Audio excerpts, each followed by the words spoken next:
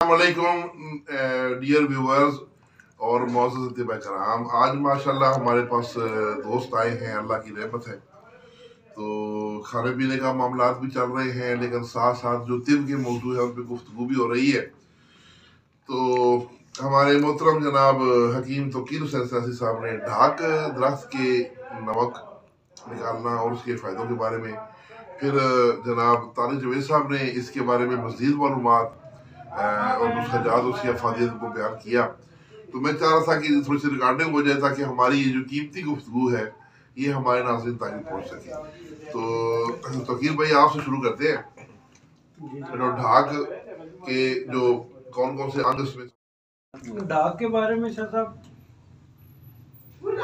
ढाक जो है वैसे तो ये बड़ा अक्सीरी पौधा है जी, लेकिन अभी बात हो रही है हेपेटाइटिस के ऊपर जी।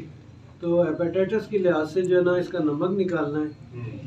इसके फूल ले लेने, इसकी पत्तियां ले लेनी है, इसके पत्ते ले लेने, बीज ले लेने, जड़ ले लेने, तने के छिलके ले लेने, हर चीज़ ले के इसको जला लें। जलाने के बाद इसका पाउडर इकट्ठा कर लें। पाउडर इकट्ठा करने के बाद आपने क्या करना है कि उसको एक 20 किलो की आग दे दें, फिर एक मन की दे दें, वो आपका सारा नमक बन जाएगा। दूसरा तरीका ये है कि आपने उसको पानी में हल कर लें, राख बना के पानी से मुकत्तर लेके तो उसको पानी सुखा लें।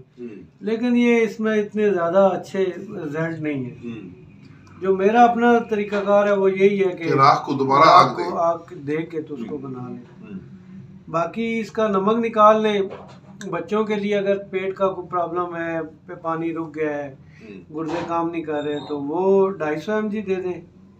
और बड़ी सेहत वाला मोटा ताज़ा बंदा है तो आप उसको 500 दे दें, 500 mg।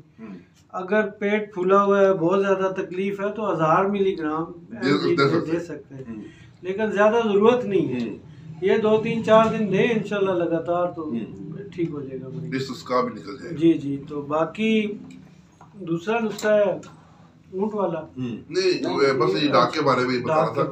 तो जी हकीम तारिक जवेद साहब जो हैं माशाल्लाह जोगी भी हैं, जड़ी बूटियों के मफरदात के बहुत बड़े एक्सपर्ट हैं। तो इस मौका पे जबकि हम ढाक के बारे में गुफ्तगू कर रहे हैं तो ये बहुत हमारी खुशनसीबी है कि तारिक जवेद भाई मौजूद हैं। तो इनसे रिक्वेस्ट है कि इसके ऊपर भी कुछ रोशनी डालें कि ढाक के क्या फ़ायदे हैं, इसको अद्वैती तौर पे कहाँ कहाँ और कैसे इस्तेमाल किया जाता है। जी अस्सलाम वालेकुम रहमतुल्लाहि व बरकातहू। बहुत मेहरबानी मोहतरम, अल्लाह ताला आपको खुश रखे और हमारे व्यूवर को खुश रखे। तो जनाब ढाक दरख्त जिसको हम छिछरा भी बोलते हैं, ढाक भी बोलते हैं, इसके जितने अंग हैं बहुत कीमती हैं। इसके बीज को पलास पापड़ा कहते हैं, इसके फूल को हम गुलकेसू कहते हैं, और इसकी गोंद को कमर कस कहते हैं या गोंद ढाक भी कहते हैं। तो प्यारे दोस्तों, ये बहुत ही माया नाज दरख्त है, अल्लाह ताला की शान है कि इसमें बहुत सारी इफादियत है माशाल्लाह। तो मेरा एक अज़मूदा नुस्खा है, किसी भी किस्म का लकोरिया हो, कहते हैं कि वो फलां लकोरिया या फलां लकोरिया, कोई भी लकोरिया हो, उसके लिए मैं आप दोस्तों को नुस्खा बताता हूँ, जिससे अगर 1 माह 1.5 माह 2 माह औरत को खिला दें, औरत मिसल बाकरा हो जाएगी माशाल्लाह। यानी कि दोबारा जवान होगी, ढिलका जिस्म टाइट हो जाएगा, तो भी खत्म। हाँ जी। तो प्यारे दोस्तों, आपने करना कुछ यूँ है कि इसके 5 अंग लेने हैं, बीज, फल, फूल, पत्ते और छिलका और गोंद। ये 5-6 अंग इसके मिला लें और सफूफ कर लें। 1000 मिलीग्राम का कैप्सूल भर लें, उनको सफूफ करके 1000 मिलीग्राम का कैप्सूल भर लें। सुबह दोपहर शाम या सुबह शाम दें, साथ दूध इस्तेमाल करें और अच्छी खुराक इस्तेमाल करें। इंशाअल्लाह ताला 1 माह के बाद औरत फिर से जवान होगी, फिर से जवान हो जाएगी। सुभान अल्लाह। तो ये मेरा मोहतरम गुलजार हुसैन जोगी सन्यासी, मेरे उस्ताद मोहतरम, अल्लाह ताला उनको गरी के रहमत करे, उनका नुस्खा था, आप दोस्तों को बयान किया, बनाएं और दुआओं में याद रखें। बहुत शुक्रिया। तो इसके साथ ही तारिक तोकीर भाई भी इसके बारे में मजीद कुछ बयान करना चाहते हैं। कमर कस का नाम लिया है इन्होंने, तो कमर कस के ऊपर अंदर 2 उपलों के अंदर आप 1 तोला पारा कुश्ता करें।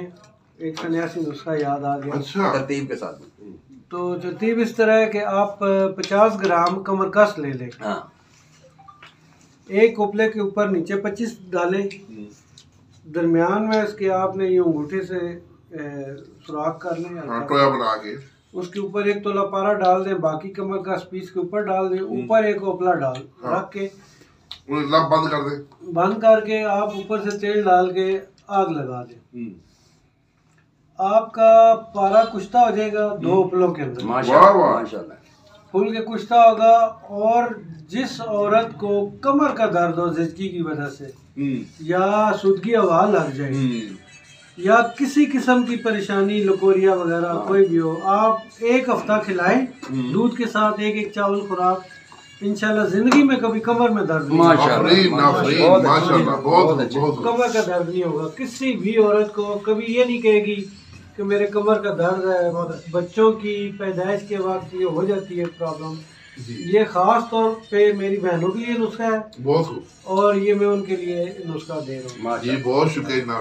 तो नाज़रीन, ये हमारा कुछ खाने पीने का वक्फा था, तो उस दौरान जो हमारी गुफ्तगू हुई वो आप व्यूवर्स के लिए पेश कर दी। उम्मीद है आपको पसंद आई होगी। इसके साथ ही हमें इजाज़त। हमारे चैनल को लाइक और सब्सक्राइब ज़रूर किया करें, वीडियो को लाइक किया करें और वीडियो को शेयर भी किया करें। अल्लाह हाफिज़।